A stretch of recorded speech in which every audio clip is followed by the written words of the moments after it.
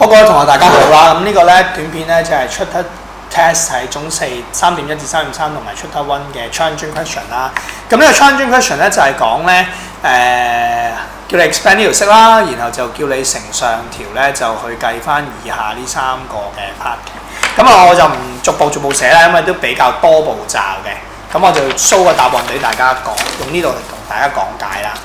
咁咧呢個題目咧，咁首先咧呢個有3次方嘅，咁點樣做咧？其實就係用翻最基本嘅方法，就係開方根負3咧，就變翻做開方根3i，然後就3次方就拆翻開3個一樣嘅括弧自乘，然後就乘用翻我哋最基本嘅方法乘開晒佢咧，就會發現咧係咧會第一個括弧呢兩個乘埋咧就會發現係咁樣嘅，然後就化簡咗就變咗咁樣嘅時候咧。就再乘，然之後就再乘，就變咗由本來係3項，就再乘2項，就變咗6項，就會再化簡，就 real part 就係咁樣 ，imaginary part 就係咁樣。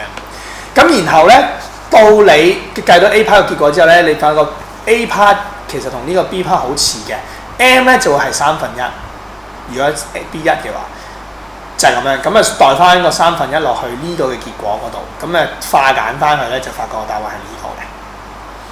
而咧呢個咧就唔係1/3啦，因為個負號變咗正號嘛，就變咗 M 咧係-1/3，咁又代多次落去呢條式嗰度，咁又再計，就發覺係呢個咧。咁咧呢條式哇好複雜啦，但其實只不過係將呢個式擺喺呢度啦，呢個式擺咗喺呢度啦，然後出邊就乘開方根3/3，即係將呢個嘅結果減呢個嘅結果，再乘呢個。咁所以個答案咧就係咁啦，將 B part 嘅結果減翻 A part 嘅結果，相減完之後再乘翻出邊，答案就係咁嘅。咁啊，希望大家可以掌握得到啦嚇。咁啊，可能講得好快嘅，睇唔清楚就可以 pause 咗佢，再慢慢改正啦。咁啊，短片就係喺呢度啦。